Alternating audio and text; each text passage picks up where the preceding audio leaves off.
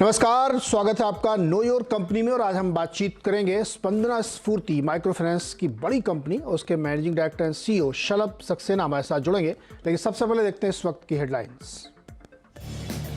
हफ्ते के आखिरी दिन बाजार में दबाव, निफ्टी 100 पॉइंट से ज्यादा गिरकर 17,900 के पास। निफ्टी बैंक में भी 650 अंक की गिरावट, 41,000 के नीचे। मिड कैप शेयर भी दबाव में, रियल एस्टेट, आईटी, सरकारी बैंकों में सबसे ज्यादा दबाव।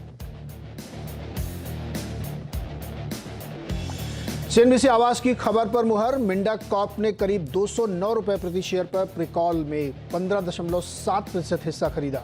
खुले बाजार से कैश में की खरीदारी।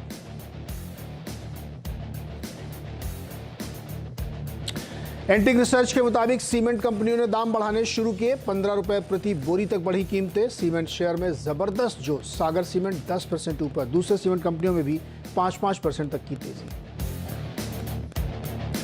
मैगी के दाम बढ़ाने से वॉल्यूम और मार्केट शेयर पर दिख रहा है असर। मैनेजमेंट ने कहा 2024 से रॉयल्टी बढ़ने की भी आशंका। शेयर 2.5% टूटा।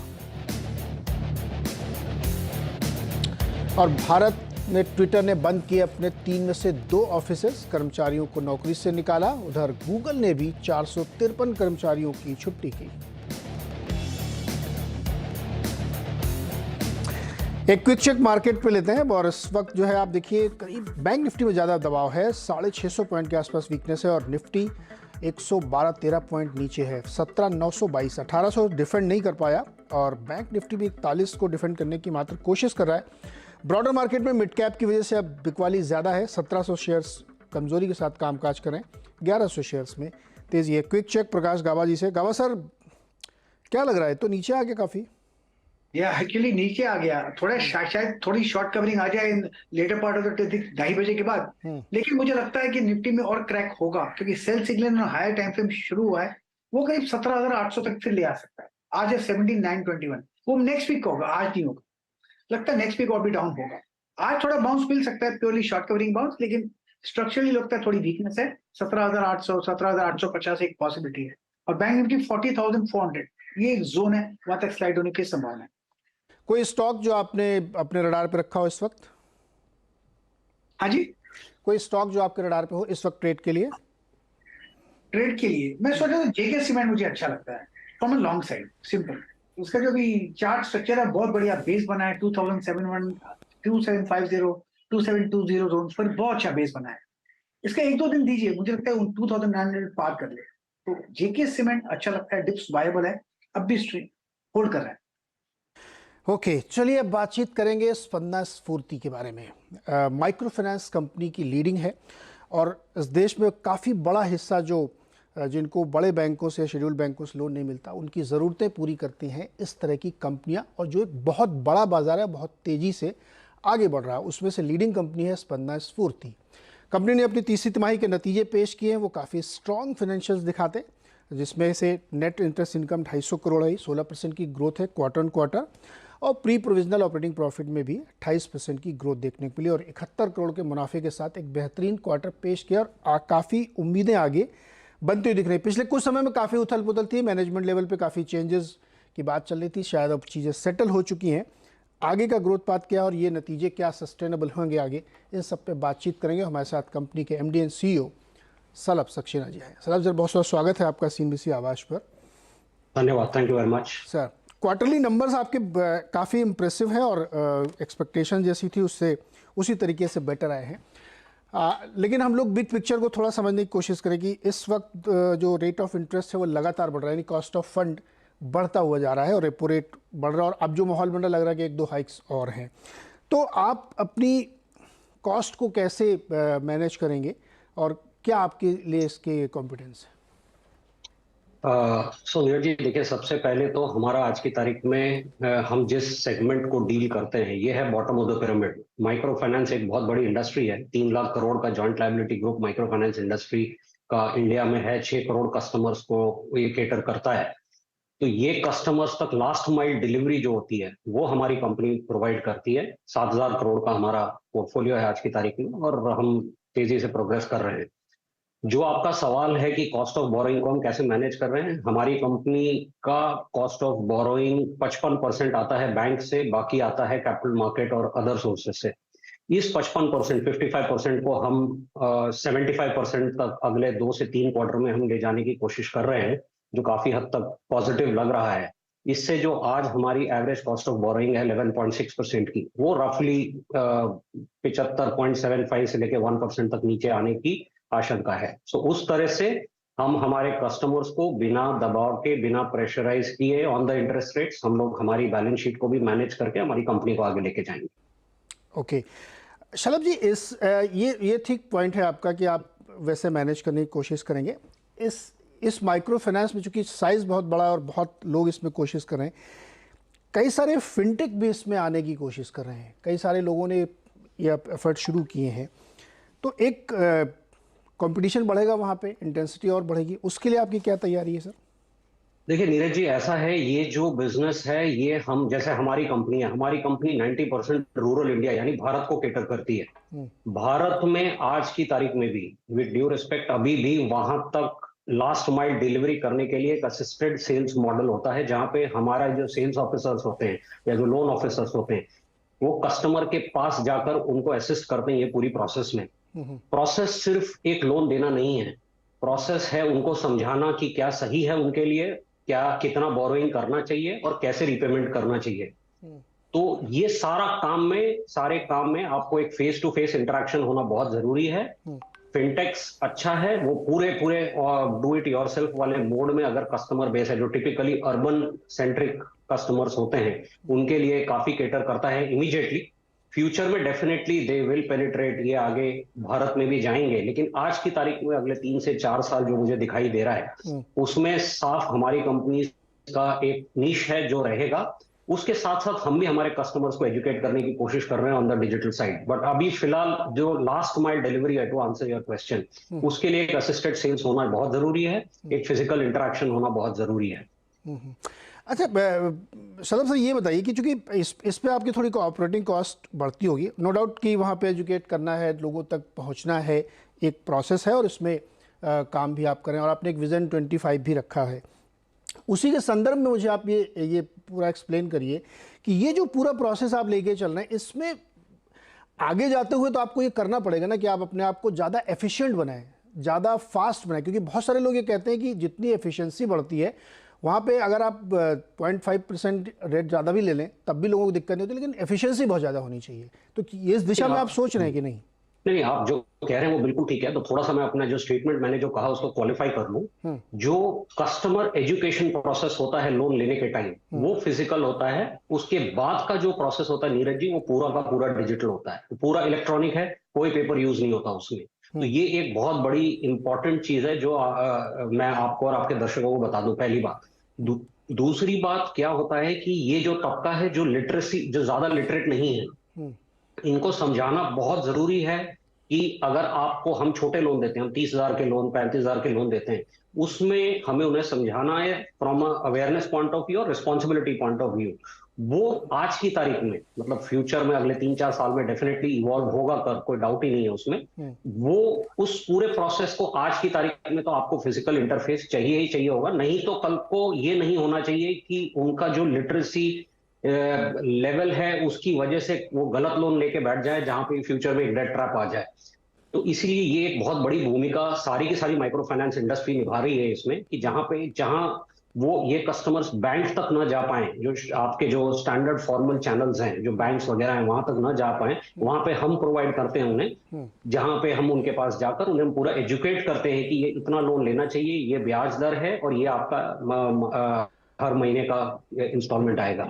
सो फ्यूचर में आई अग्री विद यू, ये धीरे धीरे एवोल्यूशन प्रोसेस है। इमीडिएटली इसमें थोड़ा सा रिस्की भी है, क्योंकि awareness level of the customer का होना बहुत जरूरी है, and for her to be prudent. क्योंकि हम देखिए हमारे सारे लोन्स माइक्रो फाइनेंस में विमेन को होते हैं, ये बहुत इंपॉर्टेंट है आपको और सारे व्यूअर्स को बताना। तो वो विमेन जो होती है, जो लेडीज होती हैं, उनको बताना बहुत जरूरी है, क्योंकि वो एक रिस्पॉन्सिबिलिटी कैरी करती हैं।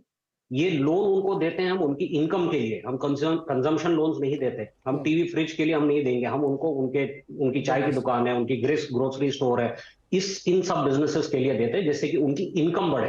तो ये वाले सेगमेंट को हम केटर करते हैं, जहां पे फिजिकली बताना बहुत जरूरी है क्या what is the responsibility they carry. जी शलभ जी, फ्यूचर में 3-4 साल में definitely we will be there. हाँ बिल्कुल डेफिनेटली, अब तो चूंकि स्मार्टफोन जगह जगह पहुंच रहा है और लोग उसके यूज़र फ्रेंडली भी हो रहे हैं। जो एयूएम है आपका, उसमें बहुत अच्छी ग्रोथ दिखी, लगभग 20% की ग्रोथ क्वार्टर ऑन क्वार्टर है और अच्छा खासा साइज हो गया है। मुझे इस सवाल को मैं दो हिस्सों में तोड़ता हूँ। एक, मुझे ये समझाइए कि क्लाइंट एक्विजिशन पे आपका फोकस भी है, तो कितने नए क्लाइंट आपने क्वार्टर में जोड़े, एक सवाल। और दूसरा, जो जिस तरह की प्रोफाइल के लोगों को आप दे रहे हैं, क्योंकि ये बहुत कन्वेंशनल बैंकिंग नहीं है, ये एक बहुत ही रिस्क मैनेजमेंट वाली बैंकिंग है, तो दो कैसे आप रिस्क मैनेज कर रहे हैं एक, और दूसरा नए क्लाइंट को ज़्यादा एक्विजिशन पे कैसे ले रहे हैं आप?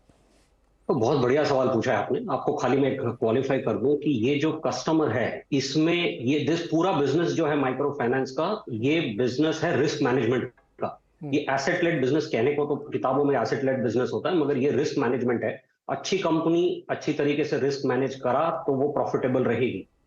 आपका जो दूसरा सवाल है, हमने कितने कस्टमर्स, हमारी जो कस्टमर का, जो हमने आपने एक शुरू में जिक्र किया था विजन 25 का, विजन 25 हम लेके आए थे जब साल शुरू हुआ था हमारा। हमने कहा था कि हम अगले 3 साल में, यानी FY 2025 तक हम लोग हमारी कंपनी को 18,000 करोड़ की कंपनी बनाएंगे, जिसमें 15,000 करोड़ माइक्रो फाइनेंस होगा और 3,000 करोड़ हाउसिंग और नैनो MSME लोन्स होंगे। तो इसको जाने के लिए हमने कहा है कि 7 स्टेट हैं जहां पर हम ग्रो करेंगे। 7 नई स्टेट्स हैं नॉर्दर्न इंडिया में, एक और स्पंदना हम उस नॉर्दर्न इंडिया में बनाएंगे। आपका जो क्वेश्चन है कि हमने कितने कस्टमर्स एक्वायर किए, हमने पिछले क्वार्टर 2,20,000 किए हैं। इस क्वार्टर हम रफली 3 लाख से ऊपर करेंगे। हमारी फिलॉसफी ये है कि हम ज्यादा कस्टमर्स लेके आएंगे। Our philosophy is customer acquisition led growth. तो नीरज जी, हम कस्टमर आज से लेके FY 25 तक, मार्च तक, हम आज की तारीख में हमारे 23 लाख कस्टमर्स हैं। हम FY 25 मार्च तक हम 40 लाख कस्टमर्स तक हम पहुंचेंगे। तो कस्टमर एक्विजिशन लेड ग्रोथ होगी। टिकट साइजेस थोड़े म्यूटेड होंगे क्योंकि हम we believe in responsible lending, तो हम थोड़ा सा उसको म्यूट करके चलेंगे हम। और ज्यादा स्टेट्स में, हम ऑलरेडी 18 स्टेट्स में हैं, लेकिन जिन स्टेट्स में मार्केट शेयर कम है वहां पर हम ज्यादा ग्रो करेंगे। जी सर, इसमें एक क्वेश्चन और जोड़ता हूं मैं शलभ जी। चूंकि नए क्लाइंट पे फोकस है और बहुत बढ़िया से आप मैनेज कर, लेकिन रिस्क वाले सवाल को मैं थोड़ा समझना चाहता हूँ। क्या रीफाइनेंसिंग भी आप करते हैं उन लोगों को, बहुत सारे लोगों को?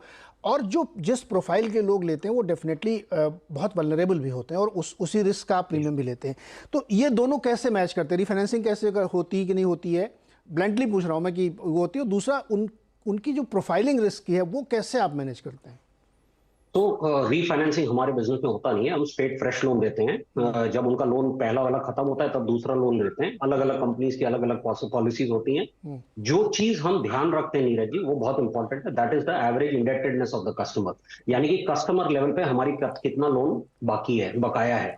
कई कंपनी एक साथ 40,000 का लोन देगी, कई कंपनी 20-20 हजार के 2 लोन देंगी over a period of time. It depends on the philosophy and the approach of the company and the strategy of the company. अब आपका दूसरा सवाल है कि हाउ डू वी अंडरराइट। ये जो जॉइंट लायबिलिटी ग्रुप का जो मॉडल है इंडिया में, इसमें सोशल अंडरराइटिंग होती है विमेंस के अंदर। जैसा कि मैंने पहले कहा कि हमारे सारे कस्टमर विमेन कस्टमर्स ही हैं। वो एक ग्रुप बनता है, वो खुद बनाती है ग्रुप, हम लोग ऑब्वियसली फैसिलिटेट करते हैं। वो अंदर उनका एक अंडरस्टैंडिंग होता है।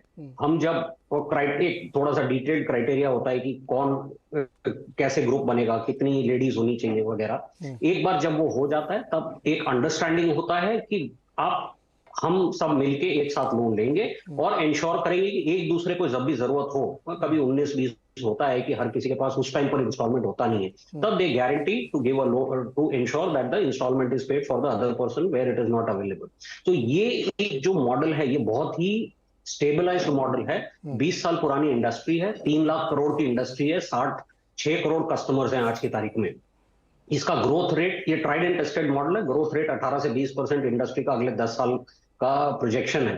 तो ओवरऑल आप किस तरह से इस प्रोसेस को एग्जीक्यूट करते हैं ग्रुप बनाने का, और किस तरह से आप कलेक्शन और कस्टमर को ट्रांसपेरेंटली केटर करते हैं, is what decides between a good company and a not so good company. तो वो ये एक बात है, ये एग्जीक्यूशन का गेम है नीरज जी। इसमें जितना आप ज्यादा कॉन्सेंट्रेशन से बचेंगे, मतलब एक स्टेट में ज्यादा हैवी होना नहीं है आपको पूरी इंडिया में अपने आप को बिछाना है, जिससे कि कभी कोई स्टेट में ऊपर नीचे हो जाए तो your portfolio should not be impacted. तो जैसा कि मैंने कहा, ये रिस्क मैनेजमेंट बिजनेस है, हालांकि एसेट बिजनेस है, इसको अच्छी तरीके से संभाला तो this is a very good business. क्योंकि कस्टमर पॉइंट ऑफ व्यू से अगर मैं आपको बताऊं, आप ये देखिए कि ये कस्टमर के पास फॉर्मल चैनल ऑफ फाइनेंस सिर्फ इस तरह की हमारी जैसी कंपनियां हैं, करेक्ट, बैंक में वो उनको दूर पड़ता है, जाती नहीं है, जो भी कारण है उसकी वजह से उनके पास और कोई चॉइस नहीं है except going to the nearest mahajan या सुनार या जहां पे आपको भी पता है interest rates are very very high, Shalabh ji not really in the interest of the customer. Shalabh sir, एक जेनरिक क्वेश्चन है, आप चूंकि इस इंडस्ट्री के वेटरन है और बहुत पुरानी इंडस्ट्री भी हो गई और आप काम भी करें, जनरल जो ये प्रोफाइल है इस तरीके के क्लाइंट्स की, वो इम्प्रूव हुई है क्या? लोग थोड़ा सेंसिबल हुए हैं, रिकवरी में आप वो लफड़े नहीं करते, सिस्टमिक तरीके से वो सब, ये एक जनरल प्रोफाइल बेटर हुई है क्या इस तरह कस्टमर की?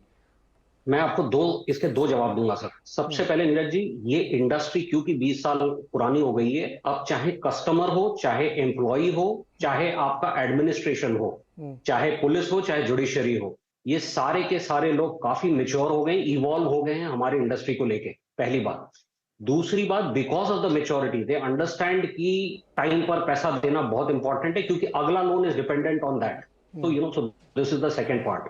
द थर्ड पार्ट इज, जब ये इवॉल्व हो रही है, जैसा कि हो रही है अंदर, उसमें कस्टमर्स की रिस्पॉन्सिबिलिटी बहुत हाई हो गई है। इसीलिए ये इंडस्ट्री में अगर ठीक ठाक अगर कोई कंपनी काम करेगी तो 98.5-99% की कलेक्शन एफिशिएंसी अच्छी तरीके से आती है। इस बिजनेस में अगर आपने ढंग से काम किया तो 1 से 1.25% के ऊपर नुकसान आना नहीं चाहिए। Loss rates in a regular scenario, मैं कोविड टाइप इंस्टेंसेस की बात नहीं कर रहा। तो इस लाइन पर अगर आप चलते रहे और अगर आप इस तरह से प्रॉपरली रिस्क मैनेज करते रहे तो in a reasonable state at the rates that we are operating, we are providing the benefit to the customer by giving our last mile delivery. उनके घर जाकर हम लोन देते हैं, रीजनेबल रेट्स पे लोन देते हैं, टाइमली रिपेमेंट भी उनको कलेक्ट करते हैं, और उनको काफी कुछ हम फाइनेंशियल अवेयरनेस के बारे में भी बताते हैं। सिर्फ लोन लेने का ट्रांजैक्शनल रिलेशनशिप नहीं है, उनको बताते हैं, एडवाइस देते हैं कि इस तरह से करा जाना चाहिए, इस तरह से नहीं जाना चाहिए। हमारा फोकस हमेशा यही रहता है कि business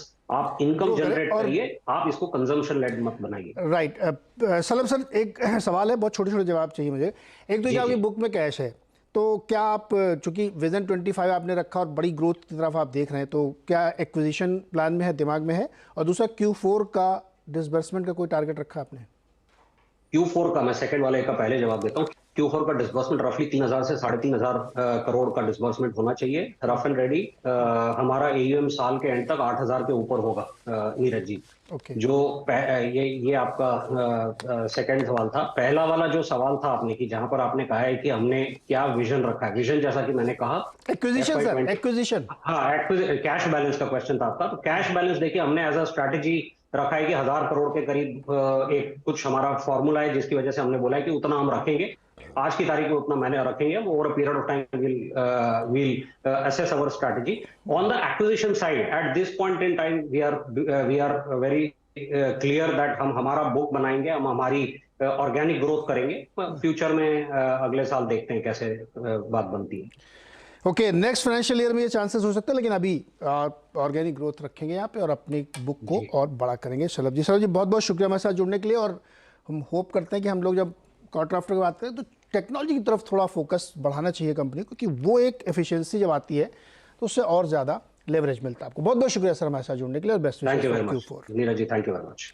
thank you. Spandana Sphoorty micro finance, जो इंडिया का एक बहुत ही राइजिंग और बहुत ही क्रिटिकल सेक्टर है, और उसको बैंक की बजाय ये कंपनीज लोन प्रोवाइड करती हैं। छोटे छोटे लोन, 20,000, 25,000, 30,000, 50,000 के इस तरीके के लोन होते हैं जिनको बैंक नहीं देते हैं। 591 पे स्टॉक ट्रेड कर रहा है। छोटा सा ब्रेक के बाद मार्केट की बातचीत।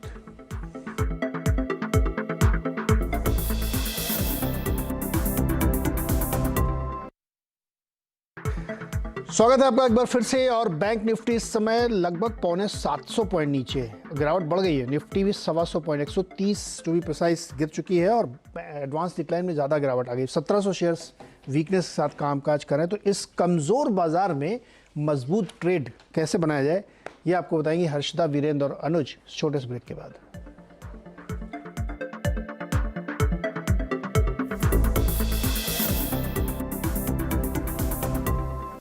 Mongia Steel presents